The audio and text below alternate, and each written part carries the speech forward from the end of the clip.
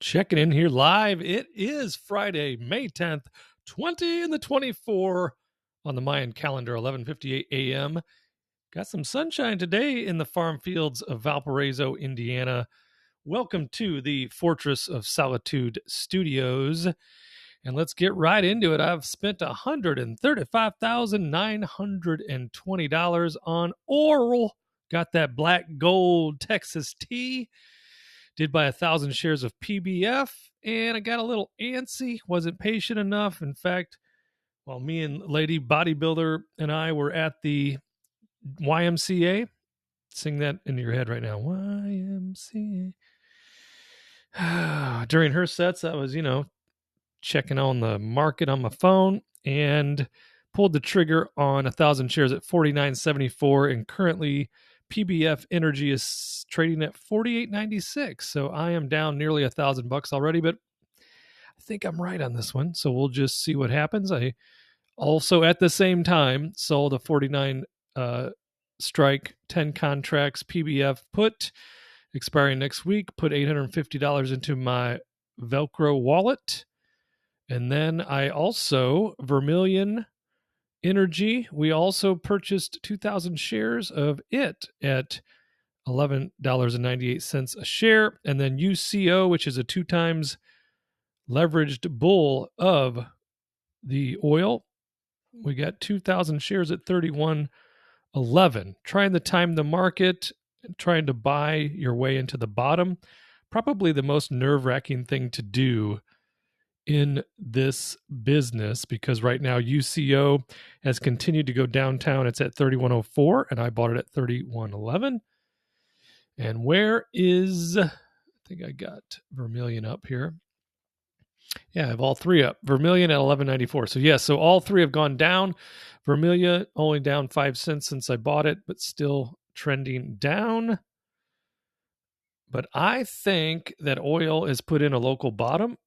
And that is why we went ahead and spent over $135,000 plus, the $49,000 collateral for the PBF Energy puts. So that's what we have going on there. Let's go to the big board and see that we are indeed, we're not too bad. We're down $9,350 today, but just a couple grand off of the yesterday's high that I recorded. I don't even want to show you what overnight numbers were. Oh, you just showed me. I mean, look where we were at pre-market. Whoa. But we've gone the chutes and ladders route since then. What do we have? We only have one expiring contract on the board, 30 call contracts, 30 covered calls at $29. This is one of the culprits for taking the portfolio downtown to Chinatown as Unity, because so this particular trade is in no jeopardy. And the reason why, well, Unity's down almost 8% today at 22.25. I guess I didn't learn my lesson from the last round of trading Unity, which was 6 months ago or so, because of the violence that is in this stock. I like the company. They're going through some, reorganization. They just appointed a permanent CEO. So I'm hoping for a turnaround. Do I want to throw a rescue mission in there and buy this today? I don't know. I might consider it. We'll get back to that. But we have gold. Gold is up today, but miners are down. Silver is down just a wink at what? Silver down, but it's at 28.25, so only down 7 cents. Gold is up almost $22 at 23.64, but you can see the red on my portfolio. Got a lot of red and just a little bit of green. What are you doing, DocuSign? You get up to 58 yet? Oh, 58.05. Okay, and we do have 62.50 calls on the board expiring next week, so those should still be safe. Same with the $38 calls on AGQ, which is at 36.35. I don't know. Maybe they're not safe. We'll have to watch, because we did talk about a little bit of a pullback coming. In fact, my notes from last night, Lady Cupcake, what was Lady Cupcake doing?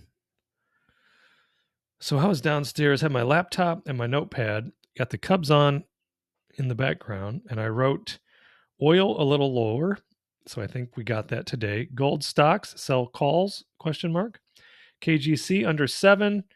AG buy/right, covered call plan with Majestic Silver.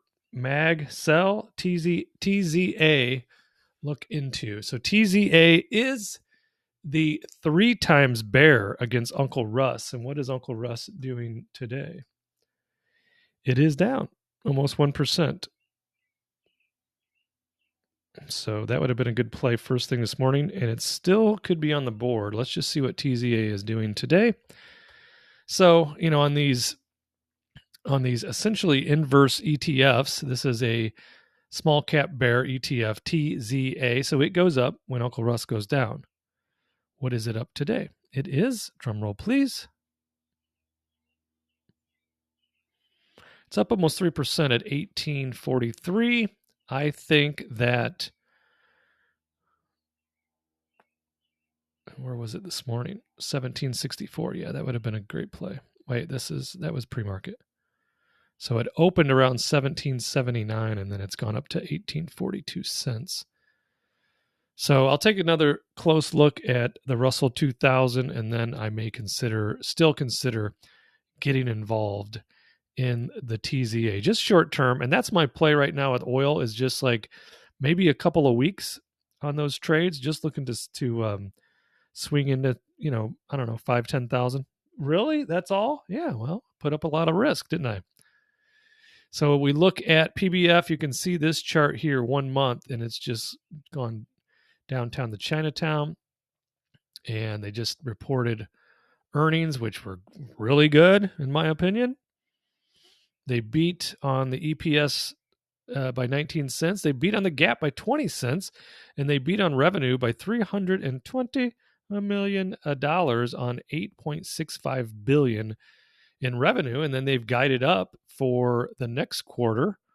I mean, look at the EPS next quarter, 229. So I think this is a good entry, even though I'm already down 1,000 on the position. I may just roll the dice, take my chances, and buy up another 1,000 today to even up that cost basis if I do have the conviction. I don't have the same conviction that I have in gold and silver right now with oil.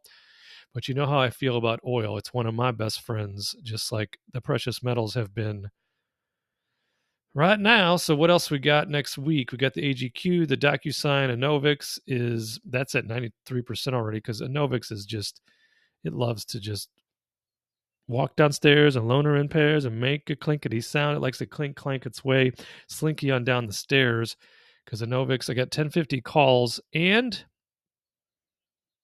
it's at 861. So let's take a look at the stock, because when I sold that 1050, I was being aggressive. And let's see, let's go to 1 week. Go to 1 week and look at this. I mean, it was nicely over $10, I want to say, when I sold that 1050. So we did collect a bunch of dough, though. How much did we get? Oh, only 570? That's okay. We will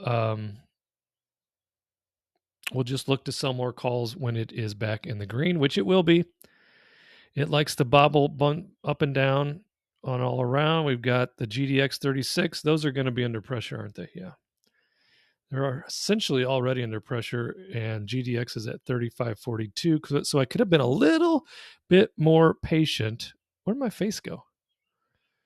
Where'd my face go? This isn't going to be one of those videos that doesn't process properly, is it? It better not be. I'll just keep talking and keep going. Let's see. Is the ticker still going? Yep, there's the time right down there, 9 minutes, 20 seconds. Babbling on. So UCO, I think it's at a bottom. Same with Vermilion. Yeah, it's already up a couple of points since the last we just checked on it. So I'm liking oil right here. Still loving gold and silver. Silver is at, 28.23. I think if we can hold, I think we will hold 28, even with it going down today, maybe even Monday.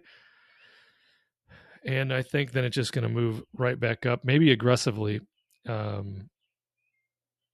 to at least maybe recent high. Maybe we can touch 30 in the next move up, but it is definitely going up. I just don't know exactly when.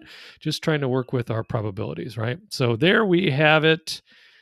Little bit of an update. Wait, we didn't finish here. GDX 44 Newmont calls. Are those under pressure? They can be, because Newmont's currently at 42.79 and they're down 6 cents today. So we'll be watching that one because I don't want to lose any of these gold and silver shares. I would let AGQ go at 38. Then I would just look for an entry down the road because that'd be a nice profit. And then Clean Spark, that thing's been, underwater since I sold it. I think I want to say I had a cost basis of $3.95 on Clean Spark. Why didn't you just hold it? Well, that's why I'm trying to do more holding lately. I'm sure you've noticed I'm not just trading everything all the time with options like I used to, even though it's not nearly as fun sitting here and kind of turning into a swing trader. Options trading way more entertaining for me. But, what you have to understand, which I've learned the hard way, is with textbook wheeling, what you're left with are the dogs. And all your good runners get called away when you're selling covered calls on them. So, I've been learning lessons from day one since I've been trading for just over a year now. That's a lot of experience, right? So you see all the red, all that will be green again soon, probably before the middle of next week. So let's just enjoy a little bit of a calm today, because I do have a handful of other gold and silver I'm going to be looking at, specifically some tiny players like junior, some opportunities that it will at least double and could be 4 or 5 baggers, maybe 10 baggers before this gold and silver bull ends, which easily is going to run through the rest of the year, possibly through 25 as well. That's my opinion, and I'm sticking to it. So thanks for tuning in on this Friday. Hope you have a wonderful weekend. We got the kids have a bonfire, both girls with their new boyfriends and Deuce with his new girlfriend. And then Lady Cooks a Lot is making up a gourmet meal for all of us. So that will be how many of us? 8. So that'll be 8 of us, gourmet meal. I'm looking forward to that, goofing around. I like to tell new boyfriends and girlfriends stories of each kid, embarrassing ones. So I have that to look forward to, and I do have to catch up on some Cubs games. So it's just going to be wild, just a wild and wacky weekend.